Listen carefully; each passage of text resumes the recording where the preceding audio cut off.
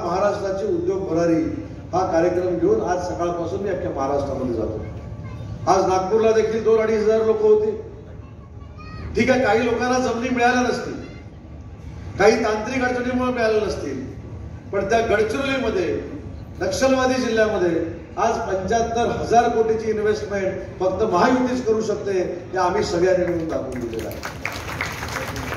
अजून 1 वर्षानं मी सांगतो, राणासाहेब 1 वर्षानं अजून मला बोलवा, किरण भाऊ अमरावतीमध्ये बोलवा, नागपूरमध्ये बोलवा, त्यावेळी तुम्ही अभिमानानं सांगाल की गडचिरोलीचं नक्षलवादी जिल्हा हे नाव बदललं आणि स्टील इंडस्ट्री हब म्हणजे उद्योग नगरी गडचिरोली जिल्हा असं नाव झालं।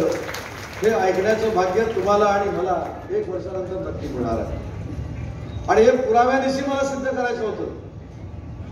म्हणून त्या ठिकाणी 40,000 कोटीचा प्रोजेक्ट जे लॉईड्स वाले करतायत त्या व्यंकटेशजींना देखील मी व्यासपीठावर घेऊन आलो होतो नागपूरला, आणि दुसरे 15,000 कोटीचे जे इन्व्हेस्टमेंट करतायत त्यांना देखील व्यासपीठावर आणलं होतं। आता उद्या परत कोणतरी ट्विट करायचं की बोगस कार्यक्रम करा।